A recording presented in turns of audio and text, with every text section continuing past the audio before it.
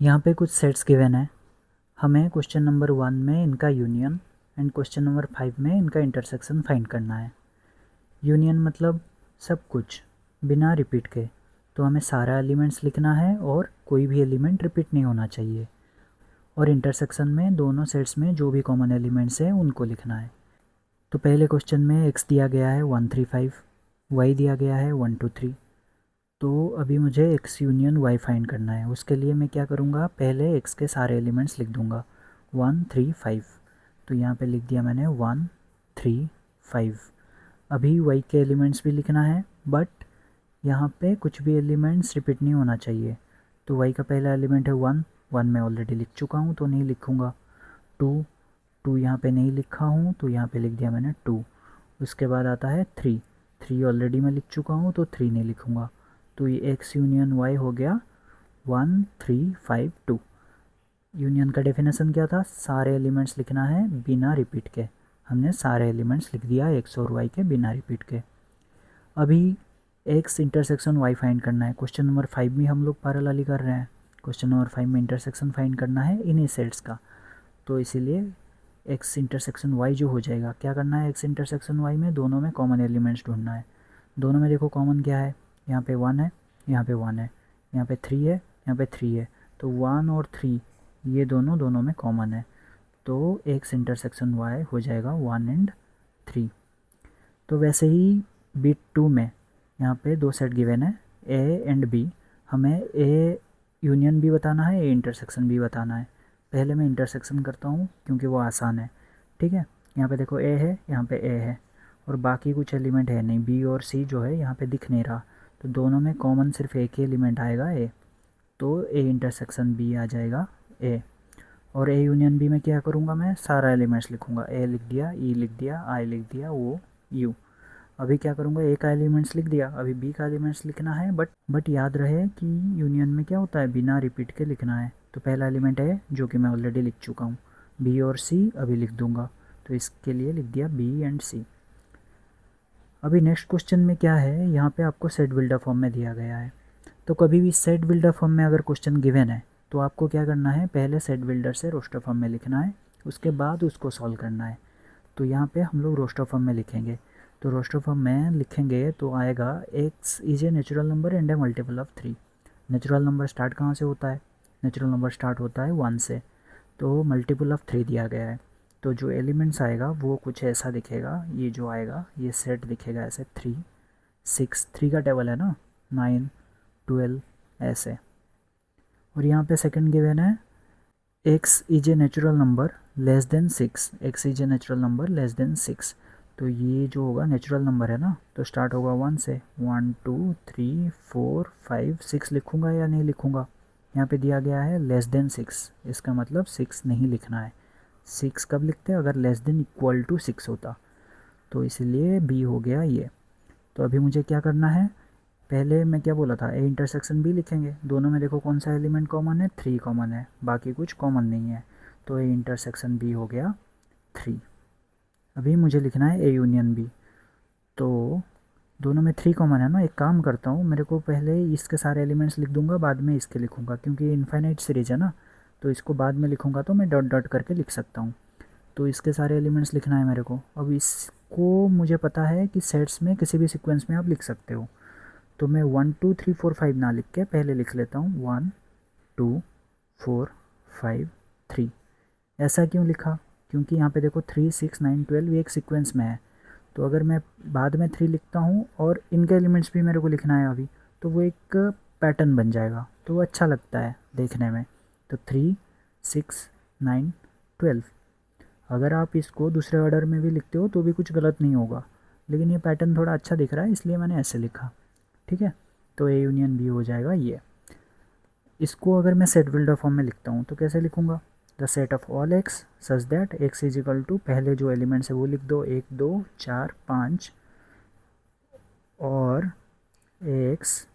ये जो 3 6 9 12 ये सब क्या है, 3 के मल्टीपल्स हैं। इसका मतलब मैं एक्स को लिख सकता हूँ X is equal to 3n, n belongs to natural number. ये हमने ऑलरेडी करा हुआ है, दोबारा से नहीं करेंगे। कैसे करते हैं, अगर ये जानना है तो आप पिछला वीडियो देख सकते हो। यहाँ पे है x is a natural number and ये वैल्यू दिया है। इसको भी हम लोग क्या करेंगे, पहले सेट बिल्डर फॉर्म में लिखेंगे। नेचुरल नंबर है तो स्टार्ट कहाँ से होना चाहिए, 1 से, बट यहाँ पे गिवन कंडीशन है। यहाँ पे देखो लेस देन का साइन है, लेस देन इक्वल टू का साइन नहीं है। जब लेस देन का साइन होगा तो यहाँ पे इसको इंक्लूड नहीं करेंगे, लेकिन यहाँ पे लेस देन इक्वल टू का साइन है, इसका मतलब इसको इंक्लूड करेंगे। तो 1 को इंक्लूड नहीं करेंगे, स्टार्ट होगा 2 से। तो ये जो सेट है ये स्टार्ट हो जाएगा 2 से लेके 2, 3, 4, 5 अप टू 6। 6 इंक्लूड होगा, क्यों इंक्लूड होगा, क्योंकि यहाँ पे लेस देन इक्वल टू का साइन है। और सेट बी जो है गिवन है नेचुरल नंबर और 6 से लेकर 10 तक। अब यहाँ पे देखो लेस देन इक्वल टू का साइन नहीं है, यहाँ पे भी नहीं है, तो 6 भी इंक्लूड नहीं होगा, 10 भी इंक्लूड नहीं होगा। इनके बीच में जो नंबर्स हैं वो सारा लिख देंगे। इनके बीच में क्या क्या आता है, 7, 8, 9। अभी हमें पहले ए इंटरसेक्शन बी लिखना है। ए इंटरसेक्शन बी मतलब इन दोनों में देखो कॉमन क्या है, इन दोनों में कुछ कॉमन नहीं दिख रहा है, तो ए इंटरसेक्शन बी हो जाएगा 5। अभी मुझे ए यूनियन बी लिखना है। अब इस दोनों में कुछ कॉमन नहीं है तो इसके सारे एलिमेंट्स और इसके सारे एलिमेंट्स लिख दो बिना कुछ सोचे। तो हो जाएगा 2, 3, 4, 5, 6। इसके एलिमेंट्स क्या हैं, 7, 8, 9। ये हो गया A union B. Last question given है ए 1, 2, 3 वी 5। अब जब 5 के साथ आप कुछ भी सेट का यूनियन करोगे तो वही सेट आ जाएगा। तो ए यूनियन बी हो जाएगा 1, 2, 3, ए इंटरसेक्शन बी हो जाएगा 5। तो क्वेश्चन नंबर 2 में ए के 2 एलिमेंट्स हैं ए और बी, बी के 3 एलिमेंट्स है ए बी सी। क्वेश्चन में पूछा है is A subset of B. Subset का डेफिनेशन ये कहता है कि ए के सारे एलिमेंट्स किस में होना चाहिए, बी में होना चाहिए। ए के एलिमेंट्स देखो, ए यहाँ पे है, बी यहाँ पे है, ए के सारे एलिमेंट्स बी में है, इसका मतलब A is A subset of B. तो मैं इसको लिख सकता हूँ A is A subset of B. Yes, ठीक है। और एक चीज़, जब A is A subset of B तब क्या होगा, ए बी के अंदर रहेगा, ए हो जाएगा छोटा गोला, बी हो जाएगा बड़ा गोला। तो when A is A subset of B, मैं पूछूंगा ए यूनियन बी क्या होगा।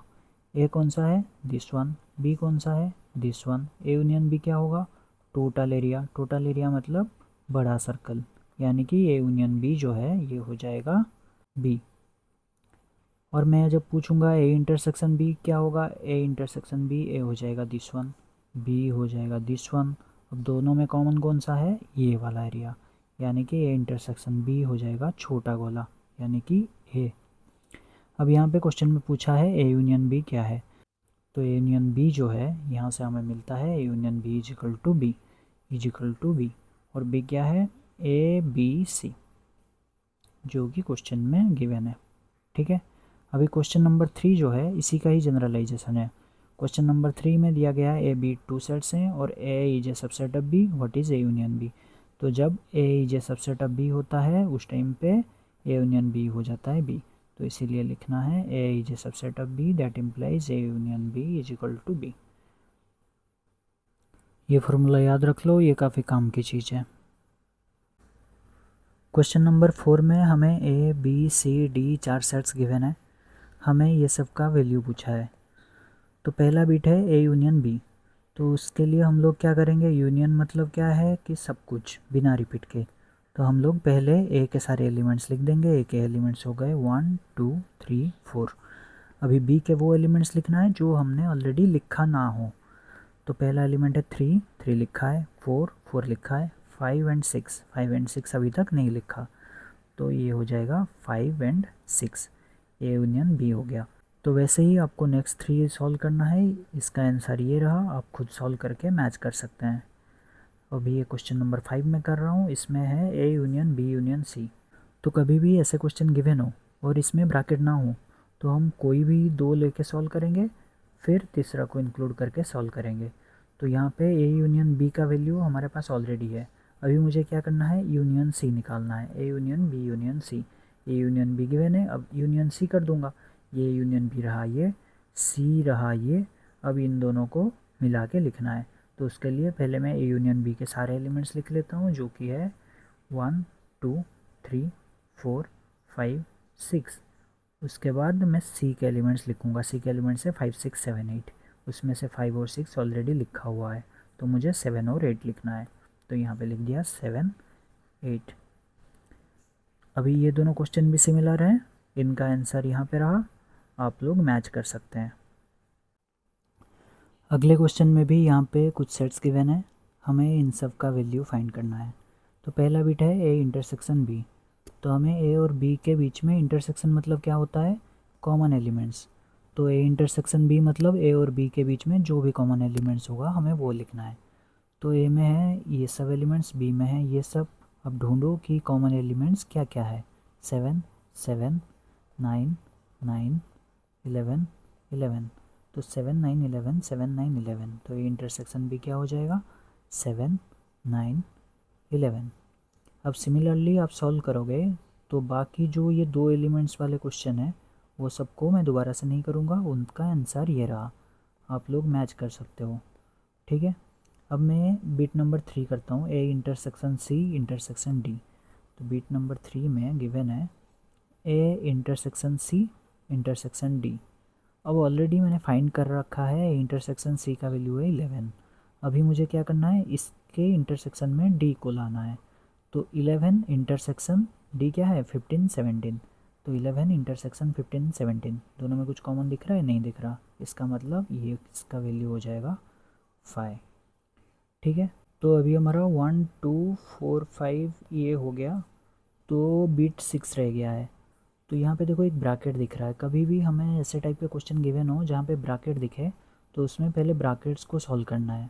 ब्रैकेट के अंदर क्या है, बी यूनियन सी, तो मैं पहले क्या करूँगा, bit number 6 B union C का वैल्यू निकालूंगा।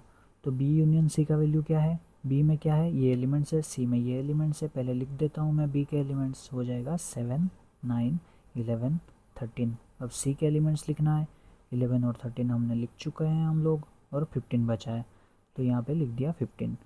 अभी क्या पूछा है कि A intersection B union C, तो मुझे फाइंड करना है A intersection B union C.